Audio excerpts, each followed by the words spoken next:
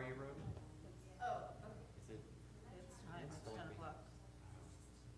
No, we have 5 minutes. Should I? No, we have. It's just everyone's having this.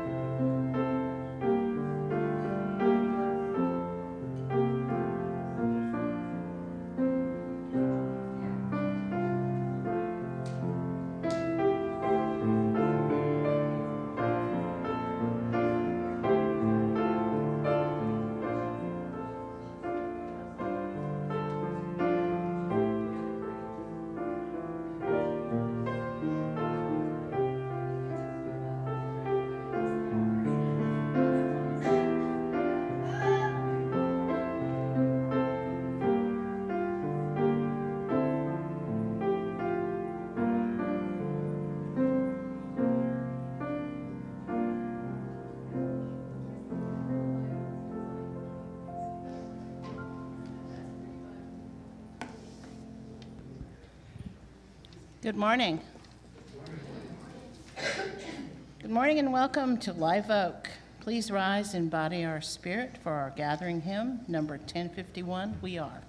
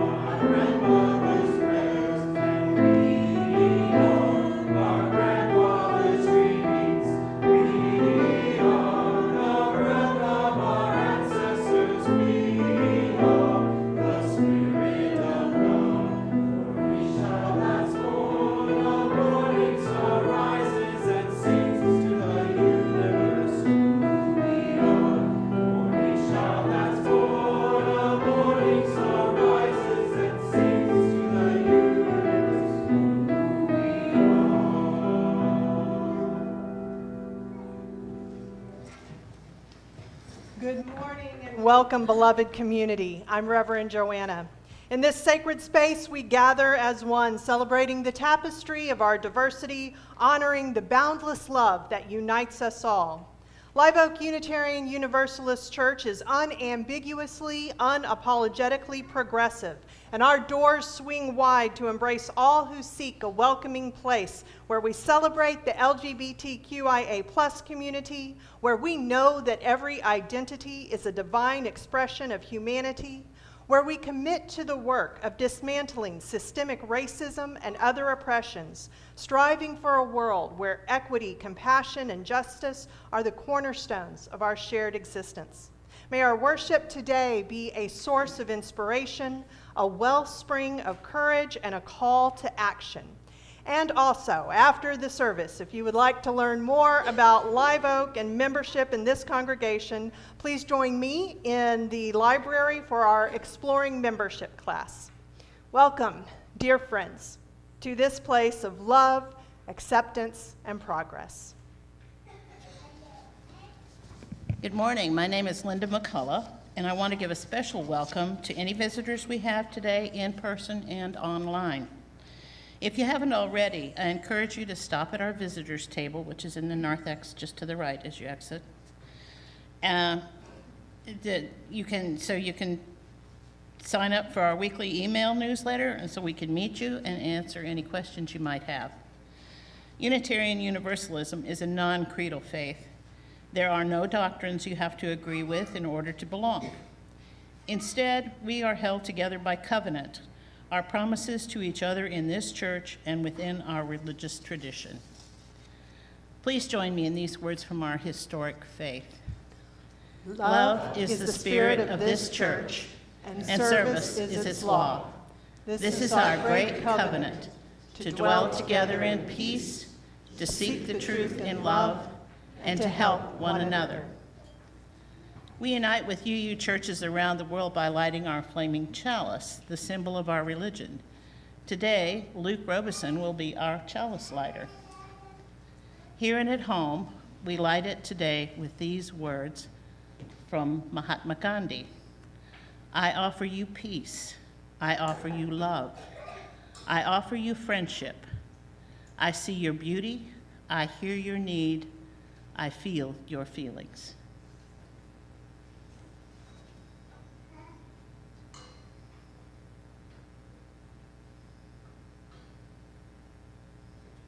Good.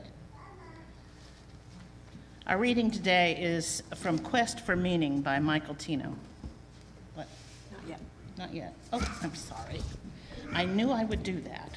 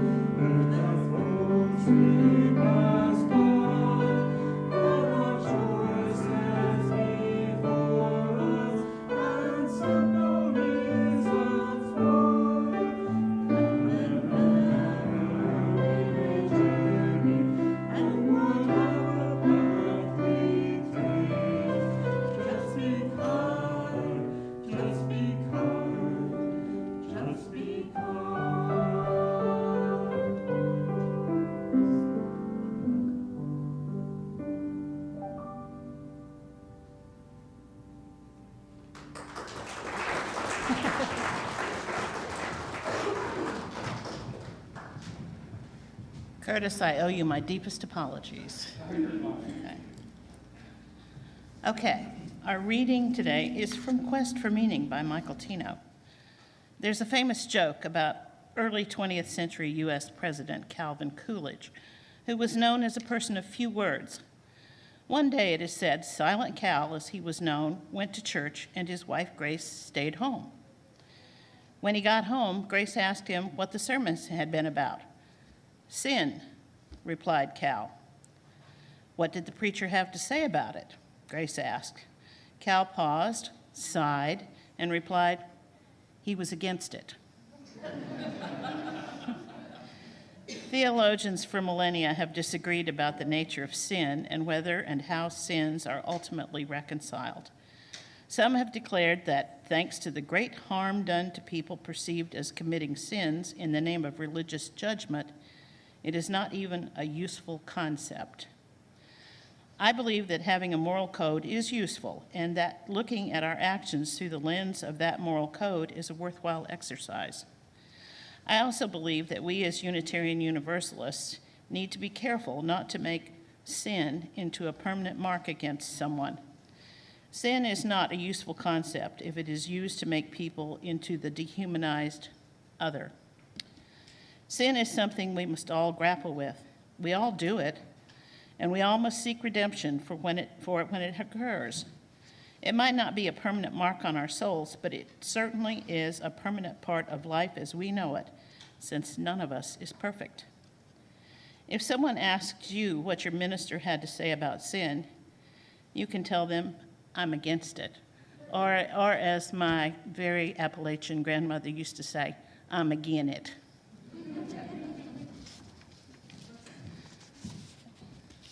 For the past 31 years, Live Oak has been a beacon of acceptance, love, and inclusivity in an area where our values often challenge the status quo. In a world where divisiveness and intolerance seem to grow stronger, we firmly believe in the transformative power of our faith and the positive impact we are having in our area. We invite you to make a contribution to help sustain this church's vital work, knowing that every gift, large and small, is appreciated and carefully used in service to our mission. And if you would like to donate electronically, there's both the QR code up there, and there's a card with a QR code in the seat back pockets. Let this time of offering be a reflection of our shared commitment to making a positive impact on the world and a reminder that our Unitarian Universalist values guide us not only in our beliefs but also in our actions. And thank you for your presence today and your contributions to our ongoing journey of building the beloved community here and in our wider parish.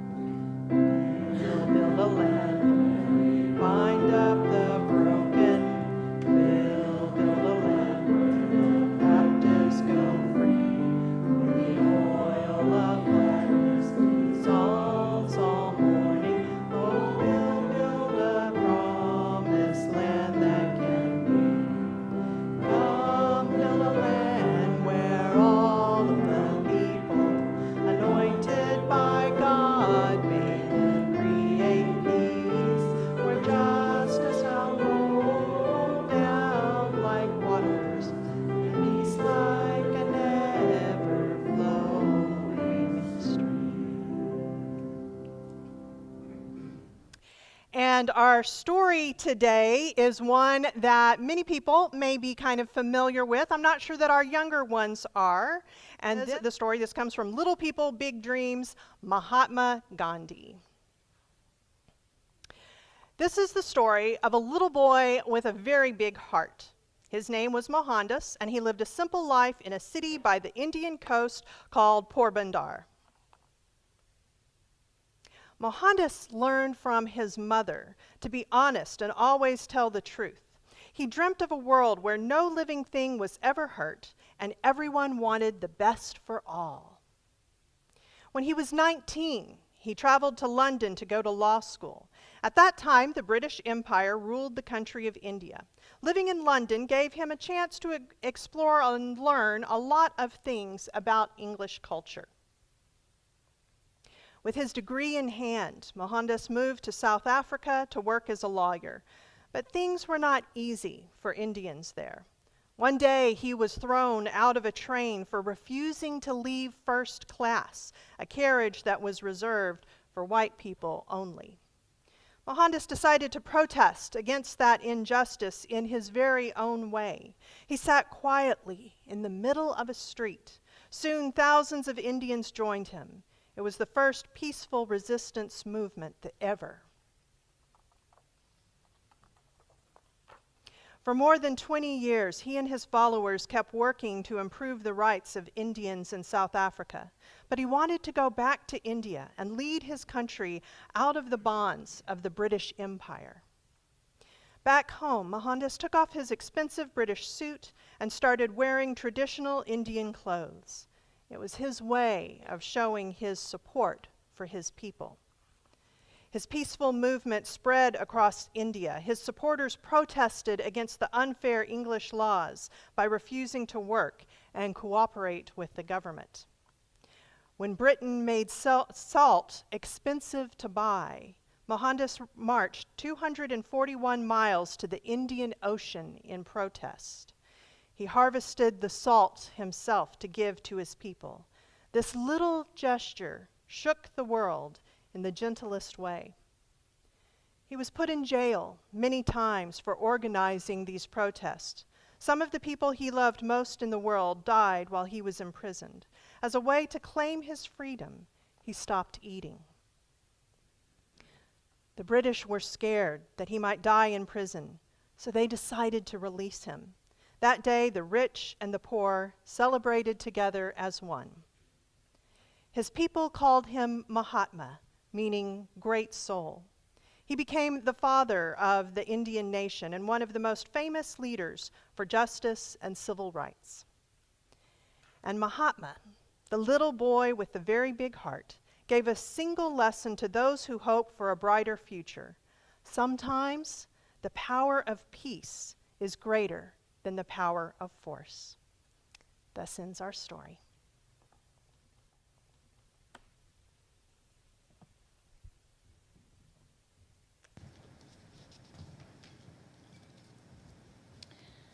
Please rise as you're willing and able for hymn number 168, One More Step.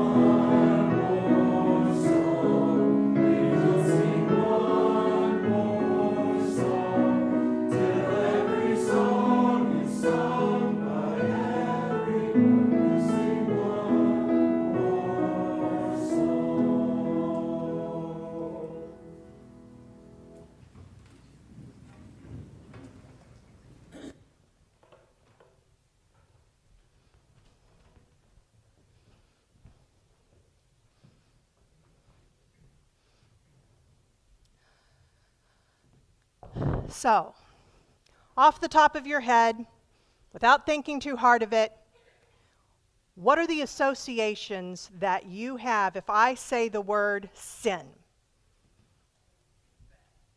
Bad? What? Hell. Hatred. Damnable. Murder.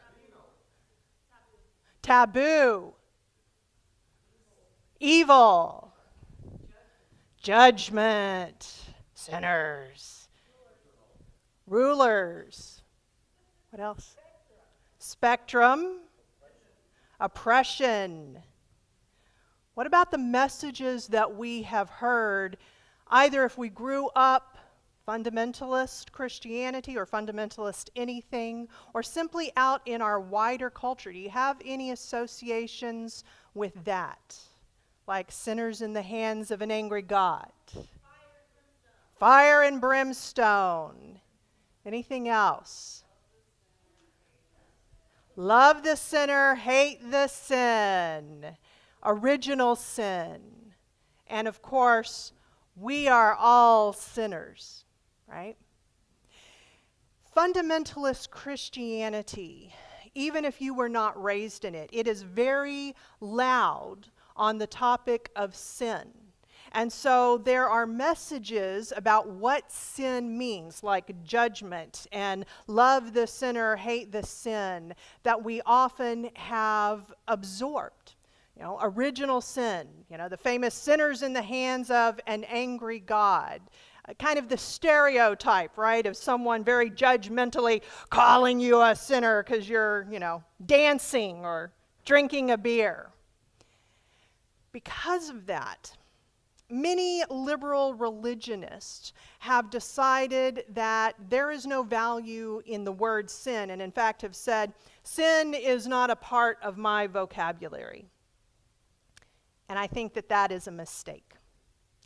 We liberal religionists, and not just Unitarian Universalists, but liberal Christians, others of liberal spiritualities, we historically have focused on things like hope and love and optimism.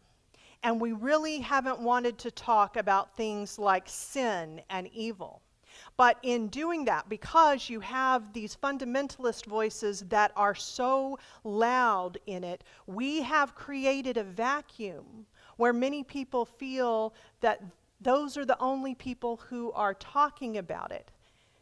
As a result, we have lost some really great thinkers over the years. One example being Reinhold Niebuhr, who when he was a liberal theologian, but when he was grappling with things like the Holocaust, when he was faced with the fact that evil and sin are reality, and he could not find, he felt, adequate answers within liberal religion, he left liberal religion for neo-orthodoxy. In more recent times, you can look at Nadia Bolz-Weber. Anyone familiar with Nadia Bolz-Weber? So she is, she's an edgy Lutheran pastor. At one point in her life, when she was younger, she faced the reality of sin and evil. She dealt with her own addiction and alcoholism and other issues, and she went looking for answers. When she couldn't find them in one religious area, she also turned to orthodoxy. She's now a Lutheran pastor. This is not because she didn't, and her social values, for those who know her, her social values are the ones that are aligned with us. She's pro-LGBTQIA+. She is very much a feminist. She very much wants to fight white supremacy and patriarchy. She did not turn to orthodoxy because she didn't know Unitarian Universalism exists. She found us. She has written about it. She has said, you know, that she found the Unitarian Universalist and thought that they were really lovely people, but naive. She says, there is something dark in here. And she needed theology that addressed that. The thing is, we have theology that addresses that. We just need to be more willing to engage with it and more willing to talk about it.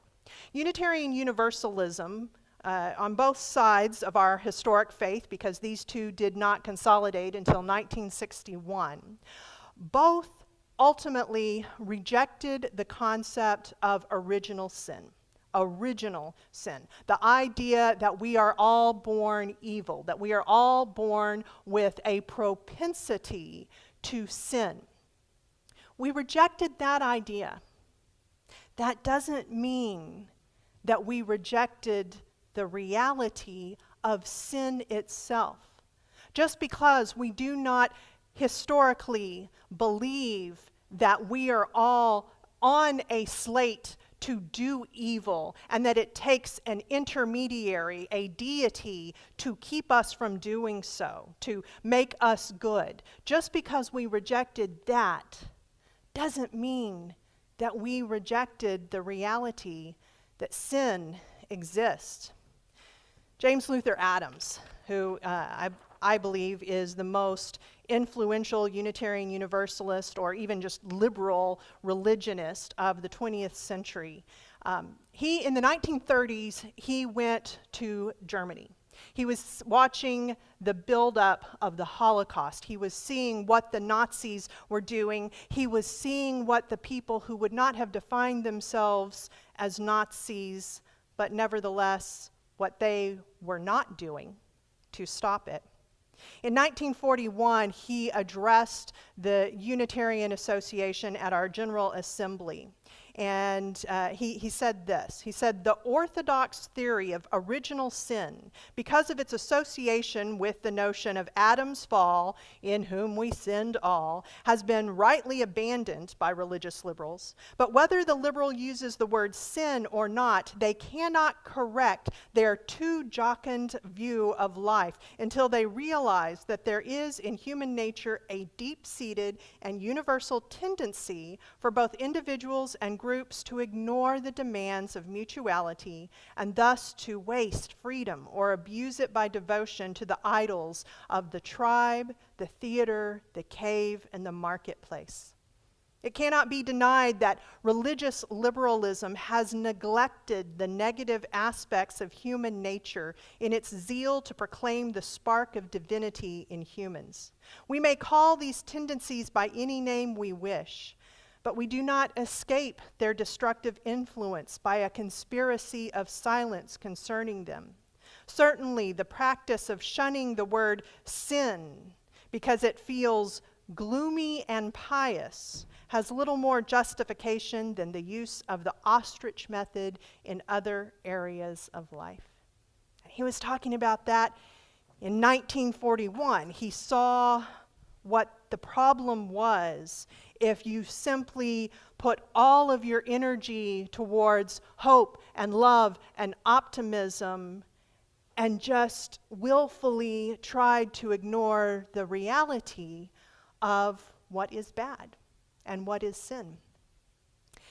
So what is sin?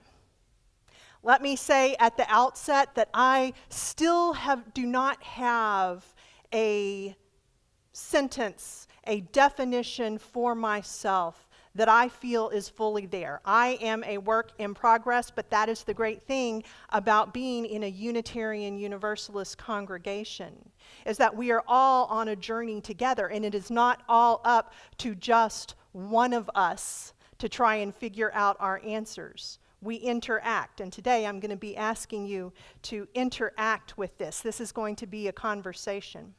I will say this in terms of sin. If you grew up conservative or if you grew up in a Christian faith where you were constantly hearing the message that you are a sinner, we're all sinners. Did anyone grow up hearing that message a lot, right? We're all sinners. We're all sinners. You're a sinner. We're all sinners.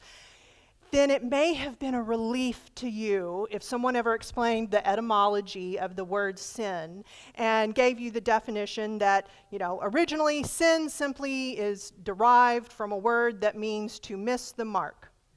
I can imagine, especially if you're a little kid, constantly being told that you're a sinner. Oh, okay, good. All it means is I'm missing the mark. For me personally, I find that definition facile and unsatisfying.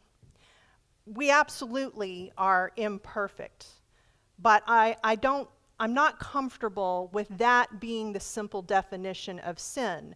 Not only because it just, as someone said, one of the first words I said when I said sin, someone said bad, right? So not only does it just not pass my gut check, but from what I have seen, that sort of attitude, we are all sinners, it just means missing the mark, it gives a lot of permission for truly bad behaviors to simply be accepted. I think that we have all either seen or we have heard the story, right, of the fundamentalist preacher who has been caught exploiting members in inappropriate relationships or in other ways. And they get up in front of their congregation and with crocodile tears rolling down their face, they say, "I have sinned. I am a sinner." And about half of the congregation says, "Yes, he sinned, but we are all sinners. Who am I to judge?" When it comes to exploiting others, especially if we are talking about a congregation, I do think that it is our job to judge and to protect those who are most vulnerable. So for me, sin has to include this element of harm. Harm to other people or harm to oneself. Because we are interdependent. I imagine each of us in our own lives can think of an example where someone was effectively sinning against themselves and how powerfully it hurt the people around them who loved them. So for me, that's one of the elements, is harm. But I think that it's also important as we get into this discussion to not allow a framework that in our culture has been defined largely by evangelical Christianity. We need to fight against falling into that very framework. Because in evangelical Christianity, whether you are talking about sin or salvation, it is often a conversation about an individual. It's a question about what is personal, right? I'm sure that many of you have heard the whole stuff, in terms of salvation, right? Like, do you have a personal relationship with Jesus? Have you been saved, right? Anyone else hear those kind of messages? And with sin, it's a similar thing, right? It is, what are the sins that you have done in your life? But we know by looking at the world, those of us who look at especially systemic oppressions, that it is collective sin that can do the most harm to the most amount of people. And so I find what is helpful for grappling with this question of sin is to go outside of Christianity and go to a Hindu, go to Gandhi, and what he named as the 7 social sins. So let's do this. And I have some ideas about this, but I want it to be a conversation, and I want to hear your ideas. So the first one he talked about was wealth without work. So what does that stir up for you? What are some examples of that? Let me start over here. Stock market, capital gains. What else? Income inequality. Privilege. What? Inheritance. Nepotism. Ableism. Slavery. Billionaires, exploitation of any kind. What Gandhi said was, the world has enough for everyone's needs, but not everyone's greed, right? And it's so hard. We all have anxiety. Oh, I won't speak for everyone. I have anxiety about not having enough, right? I think that this is a pretty common anxiety. At some point, it switches over to just pure greed. What about this one? What about like CEO salaries? When their salary is not commensurate with the work that is being done, when there is not some sort of a balance between what the highest paid employee of a corporation makes versus the lowest paid one, right? Pleasure without conscience. There's a fun one. What are some examples you think of that? Reality TV. Fabulous. Yeah. What else you got? How about selfishness, right? Only focusing on one's own needs. Books by problematic authors, yeah. Or any sort of art by problematic people. That's definitely one I struggle with. Addiction, yeah. Abuse, consent, a lack of mutuality. For most of us, purchases, right? There's a reason why people say there's no ethical consumption under capitalism, and many of these are all going to be wound up together. I don't want to support exploitation. I don't want to support slavery. I really like my Apple Watch, right? None of these are easy answers. It is actually a piece of fiction that I think, fiction geared towards adolescence, that if by now you haven't read it, go and read it or watch the movies, and that's The Hunger Games. Many people are familiar with Hunger Games.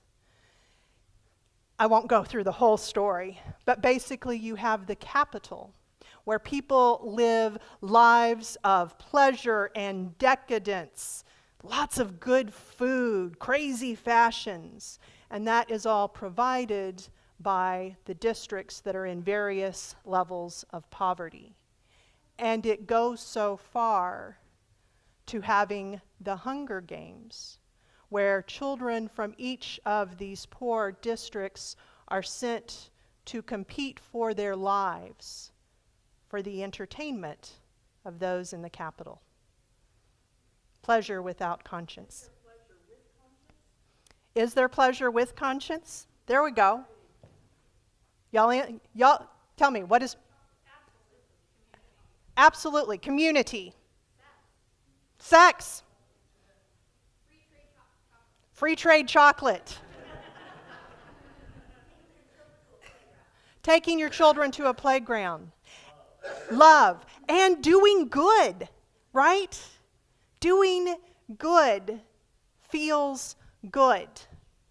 And there is pleasure in that.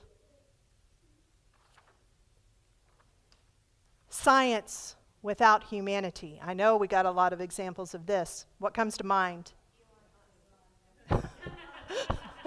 Elon Musk. Okay, we're going to put an actual name on it. You sinner. Eugenics. AI. And let me say this, which I meant to say at the start of this, but this is a good point to say it. We are not seeking consensus here. At the end of today, I do not expect Live Oak Unitarian Universalist Church to say, we have defined sin, here is our statement, come and enjoy. Because each of us is going to have a different definition of what sin is. And because we are a free faith, we have to have the self-differentiation to do what we are doing right now, which is to say what is so for us and also respect that other people get to say what is so for them.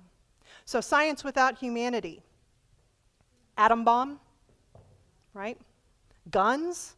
Oh my gosh, the current guns and what they can do. Like that. Biological weapons. Manipulation. Manipulation of all different types. Knowledge without character. Facebook. Elon Musk. Isn't he building a thing right around here? It's a bunch of crazy Unitarian Universalists out here, all saying repent and sin. Knowledge without character. I think this is one thing that we see with Unitarian Universalism is often credited with being that we have the most educated people in our faith. I also would point out education does not necessarily mean wisdom, right? But knowledge without character. People go and they learn so many different things. That doesn't mean that they are developing their moral character, right? Look, a report just came out about all of the businesses, especially groceries, that have been price gouging. That didn't happen accidentally. That happened because there were people who have studied psychology and they know how to manipulate us. Look, anytime you turn on the TV or TikTok or whatever else, there is someone trying to influence you. They are trying to hack your brain and use your own psychology against you, to buy their product, support their candidate, or whatever. Knowledge without character. Anything else on that? Supreme Court. Yeah. There's some very learned people having a lucrative career without ethical principles.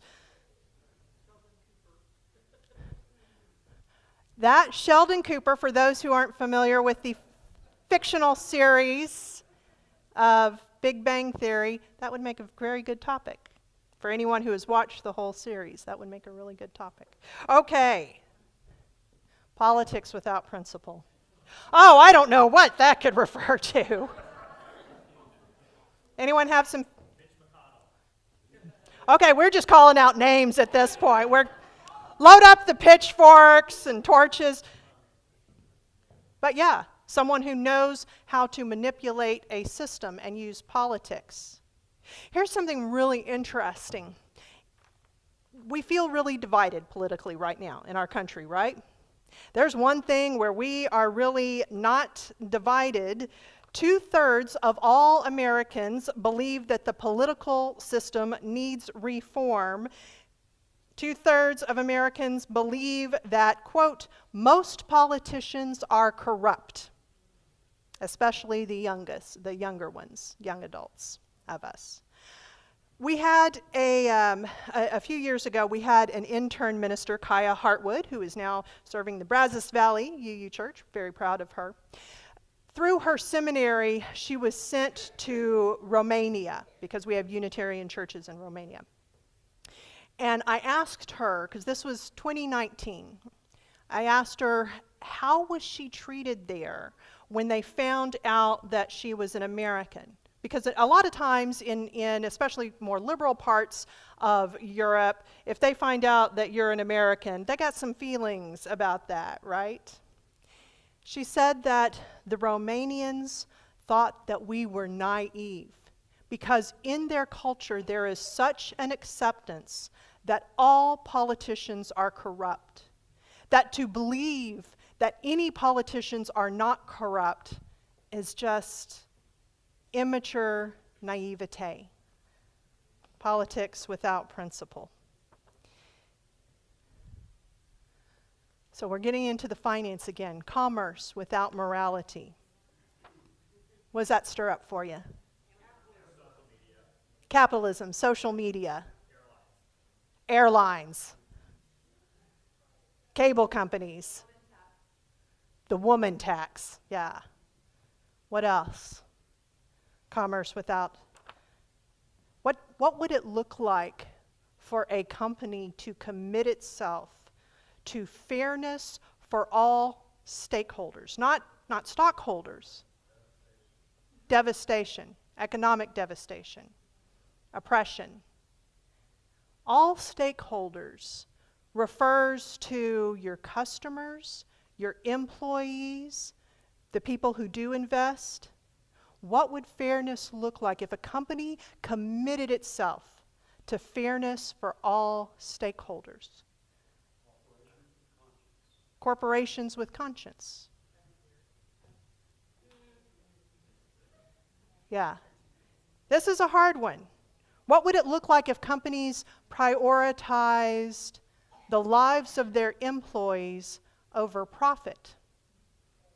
Just the idea of that, of a CEO coming in and telling their board, this is what we're going to do, I'm cynical. I think, oh my gosh, they'd be fired within a week, right? Worker exploitation. And then the last one. Let's sit with this one for a second. Worship without sacrifice. So first, I think the really obvious ones. What does that mean? Stewardship. There we go. Prosperity gospel. Those who use their religious identity as a source of superiority, right? I'm going to heaven. You are not. I am one of the saved. You are not. And we can turn that one around too, if we're being honest, can't we? Worship without sacrifice. I see this as you have guiding principles. What are you willing to sacrifice so that you are in alignment with those guiding principles, with your deepest held values? What are you willing to sacrifice? Including, if you really have a value around loving other people and being inclusive, would you be willing to sacrifice your feeling of superiority for those people who believe what you consider to be hogwash? Doesn't mean you have to respect their belief. I think we often get that mixed up. But there's a difference between treating someone with respect and actually respecting what it is that they believe in. Worship without sacrifice. Hubris. What about when it's used as a political identity? What about when it is used to justify material gains? Manipulation. God is blessing me, right? Like I said, when it comes to this topic of sin, I'm not fully there. I think that kind of like the stuff about art or pornography, I know it when I see it. I think that this should be a conversation, that this should be the start of a conversation where we really are willing to dig in and figure out for each of us, but listening to each other, what is our definition of sin? What does it mean to us, especially when we use it to not just mean something that applies to other people, but that applies to us as well? When have we allowed our anxieties, our hubris, to keep us from living out the life we want to live and the values we want to live? I don't believe we are all sinners. But I do think that, on occasion, we all sin. So what does that mean? I invite you now to join me in a time of reflection in word and in silence. And if you feel more comfortable closing your eyes, do that as well. And this is from the book After the Good News by my colleague Nancy MacDonald Ladd. If God's name is love, then God compels us to resist the fall to sinful violence by pushing back with muscular resolve against the social structures that confine our capacity to care. A universalist God for a tragic era is not a gauzy, hymn-singing force of personal devotion that draws us endlessly toward itself, but a fierce and compelling power that grips us by the collar amid our rebellious descent and calls us to choose the will to mutuality all over again, even when that choice is so risky that it could utterly remake us. And let's hold that for a moment in sacred stillness.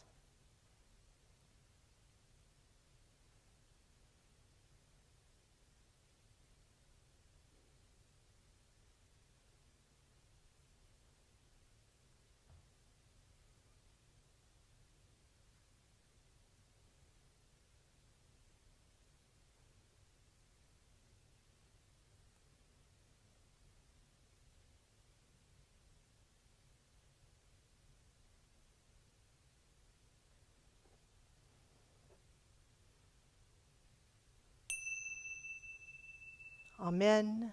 Blessed be, and may it be so. Would you please join in singing with me? When I breathe in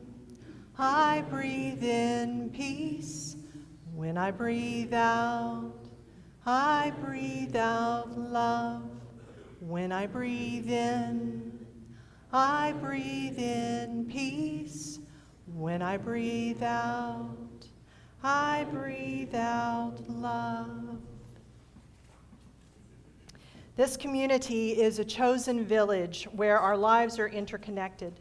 Part of the tapestry of this communal journey is sharing the significant milestones, joys, and sorrows in our lives and witnessing the diversity that we hold. One of us may be celebrating a life event while another is mourning a grief. And there's a beauty in that mosaic as we are reminded that these moments of life are transient and ever-changing. And today, Cindy LaGreca shares, "My dad, Jim LaGreca, died suddenly on Friday morning. He was almost 89 years old and died peacefully in his sleep. Thoughts for my mom, Mary Lou, are appreciated, and for your whole family." And Sue Buckley shares that our member, Hella, was transferred to rehab late last week. And Sylvia is making slow progress, but progress. She is still in the ICU at Del Seton.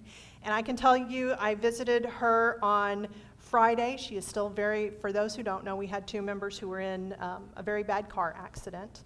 And Sylvia absolutely can understand and can hear.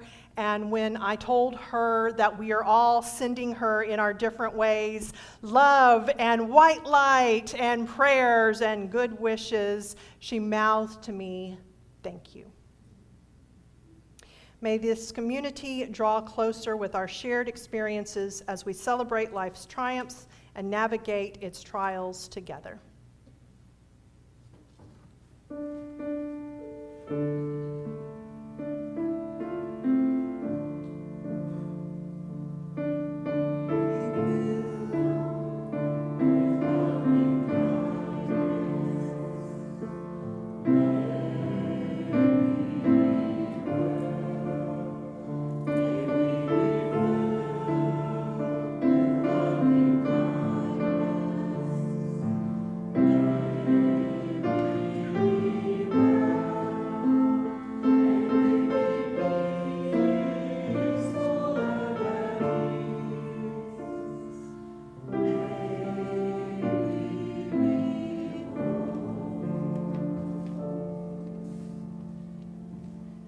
So sin is a pretty heavy topic, but it is a reality. Evil is a reality. I think that if we were not fully aware of that before, the last 6 or 7 years has made it even more clear to us. We, as religious liberals, I believe we have a responsibility to dig deep, to have these uncomfortable conversations even when we disagree, so that we can more loudly say, yes, we have a message against this, we have a message about this. You do not have to move to orthodoxy to find people willing to deal with this difficult topic. And as Henri Frederick Emile writes, "Life is short. We don't have much time to gladden the hearts of those who walk this way with us. So be swift to love and make haste to be kind." Chris is on vacation today, and I'm Nancy Sheehy, and I want to extend today's invitation for faith development. I'll let you know what's going on in different rooms. First of all, there's an exploring membership session today in the library that starts at 11:15. For any of you interested in membership, join Reverend Joanna and a couple from our membership team to explore that. We'd love to have you. Another event that's going on for adult religious ed is the anti-racist discussion group in room 105. And that's right, if you go straight down the hallway here, to the right is a library for exploring membership, and to the left on the right as you turn is room 105. And this, the Jedi is hosting this, Justice, Equity, Diversity, and Inclusion team. The Jedi team for anti-racism discussion is grounded in questions from the anti-racist deck by Ibram X. Kendi. These are meaningful conversation starters on power, equity, and justice. And it's an open group, and drop-ins are always welcome. So if that is of interest to you, please join them. Then around the, in the fellowship hall right out here, there will be table discussions at the round tables. And they're self-facilitated, and on the tables you'll find pointed questions for us to answer as a shared community group around the table. And the discussions provide an opportunity to delve deeper into today's sermon, explore its themes, insights, and share personal reflections, creating a space for meaningful connections and spiritual exploration. And so you'll find these on the tables also some meditative activities to engage your hands if you're a fidgeter like me. But it's a great chance to get to know some people that you may not know. So I encourage you to join a discussion group there. Now the children are having a playground day. And so before you go to the Jedi group or exploring membership or the fellowship hall, if you would sign your children in with the child care staff at the playground before attending your own classes. And then just pick up your child, obviously, after your class ends. They'll still be there. And the youth, which is for grades 6 through 12, will be in room 209. And these mostly are all from 11:15 to around 12:15, with the membership session maybe in the library a little bit longer. But please join us. We'd love to get to know each other a little bit better. And we'll hope to see you at one of those places.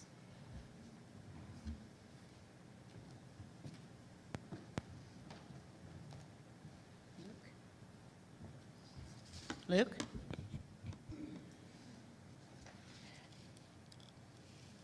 Please join me in extinguishing our chalice with these words by Unitarian Universalist Wayne Arnson.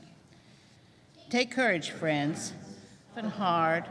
The path is never clear, and the stakes are very high. Take courage, for deep down there is another truth. You are not alone. Now let us leave this service with renewal in our spirit and a song in our heart. Please rise for hymn number 1018, Come and Go With Me.